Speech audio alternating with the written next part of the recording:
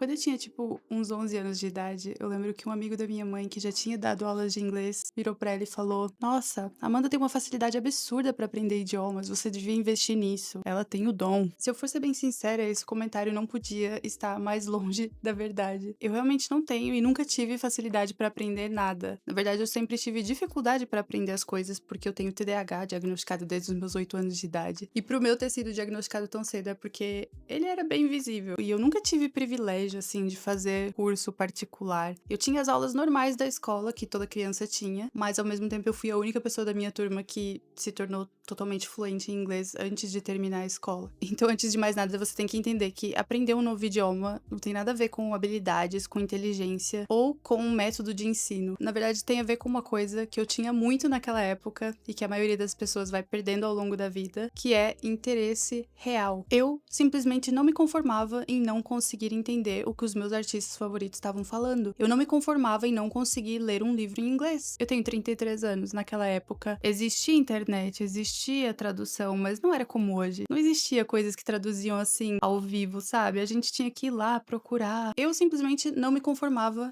em não saber inglês. E é esse tipo de pensamento que você precisa ter se você quiser ser fluente em inglês. Não adianta nada você fazer curso atrás de curso se você não tem essa vontade. Por isso que, no final das contas, quando as pessoas ficam perguntando qual idioma eu devo tentar aprender primeiro, qual é mais fácil, eu poderia dizer que o espanhol é mais fácil do que o inglês, mas para ser sincera, eu aprendi inglês muito antes de algum dia aprender alguma coisa de espanhol. Eu só fui me interessar por espanhol já bem mais tarde, porque uma vez eu queria assistir Rebelde e lá em Portugal não tinha com legendas nem nada, então eu baixei todos os episódios em espanhol e aí eu tive que aprender espanhol para conseguir assistir a série que eu queria. Eu já estudei vários idiomas, alguns deles eram obrigatórios na minha escola e hoje em dia eu já nem lembro muita coisa. Então, de verdade, a gente precisa parar de romantizar essa habilidade natural e a gente precisa entender que o segredo para fluência é realmente o interesse. Não adianta nada você assistir esse vídeo, assistir outros 10 vídeos e não colocar nada em prática e não se forçar realmente a entender. A gente precisa estabelecer aqui uma regra inegociável. Não comece a aprender inglês traduzindo do português ou para qualquer idioma que seja. Isso é um tiro no pé. Eu sei que dá medo no começo de ir para um lugar e ver tudo em inglês. Aqui na Noruega, os cursos são assim. Tenho várias amigas que já reclamaram que elas chegaram na sala de aula e elas não entendiam nada porque os professores falavam tudo em norueguês desde o primeiro dia. Mas a verdade é que a maioria das pessoas que faz o curso oferecido pelo governo aqui fica fluente em coisa de 6 meses, um ano, porque desde o começo tudo dentro da sala de aula é falado em norueguês. Os professores não vão pegar e traduzir de um idioma para o outro, até porque tem gente lá que fala os mais diversos idiomas, nem todo mundo fala inglês. Ai, mas eu não sei absolutamente nada. Não sei nem como que fala água em inglês. Você vai ter que começar a aprender igual uma criança. Sabe como que as crianças fazem? Aqueles livrinhos com imagens e o nome das palavras? É assim que elas aprendem, porque elas nascem sem saber nenhuma palavra em nenhum idioma. Então você vai ter que começar do zero igual uma criança. Pega os programas de televisão mais básicos que existem, ensinando a falar as cores, os sentimentos, os números em inglês, e aí depois você vai adicionando, vai evoluindo. Mas assim, primeira coisa,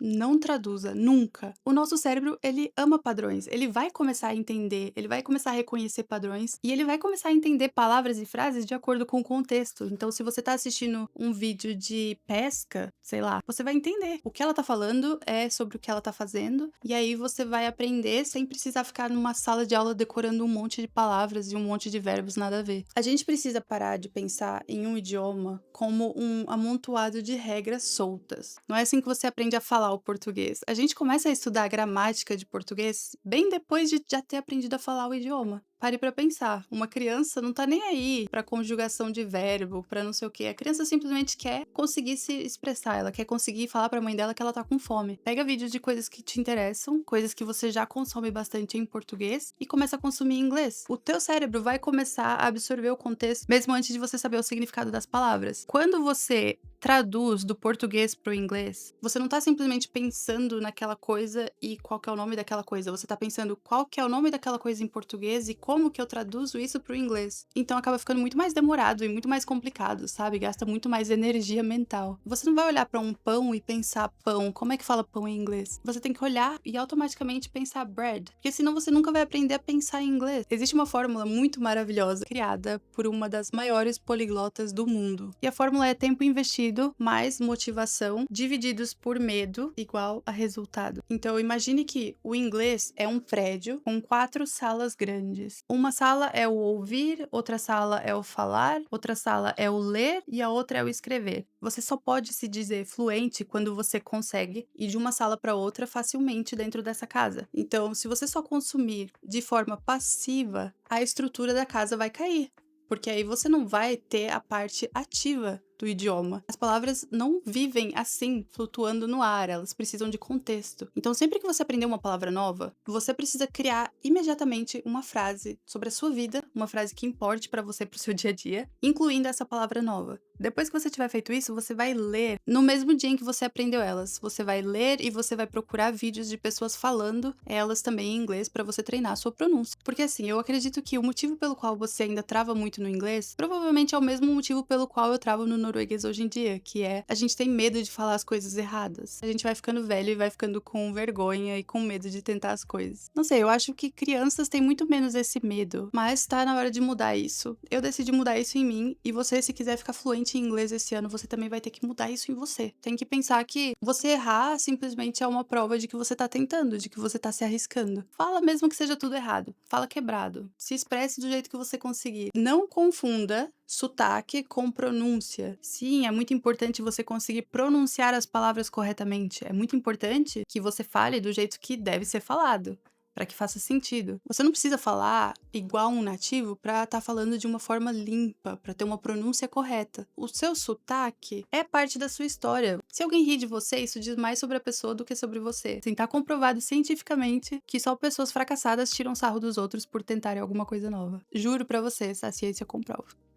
Agora, se você já tem um nível mais intermediário, uma dica muito boa é trocar o idioma do celular. Hoje em dia eu só uso tudo em inglês. Meu cérebro já se acostumou tanto a fazer as coisas em inglês que eu não consigo mais ter minhas redes sociais, eu não consigo mais ter os meus aparelhos, nada em português. Eu às vezes até tenho dificuldade de entender instruções em português. Então você precisa realmente treinar o seu cérebro. Só não vai fazer isso no primeiro dia, tá? Porque se você não sabe nada do inglês, você vai ficar perdido e não vai conseguir encontrar nada no teu celular. Mas basicamente você precisa conectar o idioma à sua identidade, ao que você faz no dia a dia. É só assim que o nosso cérebro vai realmente reter a informação. E eu quero que você entenda que a motivação é o que te fez clicar nesse vídeo. Motivação é o que vai te fazer ter vontade de se inscrever num curso, de decidir aprender um idioma. Só que a motivação por si só não vai sustentar esse processo. Vai ter dias que você vai acordar super motivado, inspirado, com vontade de estudar muito, e vai ter outros dias que você não vai ter a mínima vontade. E aí é nesses momentos que entra a curadoria do seu ambiente. Você precisa incluir esse idioma 100% no seu ecossistema. Você precisa se cercar dele, fazer realmente uma imersão. Como eu já falei, muda o idioma do seu celular, do seu computador. Assiste as séries que você já gosta de assistir no idioma que você quer aprender. Você tem que transformar isso aí numa coisa que você nem pensa, sabe? É uma coisa que tá acontecendo todos os dias. Você não tá se programando para sentar e estudar, você tá aprendendo a todo momento. E basicamente esse é o segredo que ninguém te ensina nas escolas e nos cursos, mas que é a chave para você conseguir aprender qualquer idioma que você queira. Enfim, eu espero que esse vídeo tenha mudado a sua vida. A gente se vê no próximo. Bye!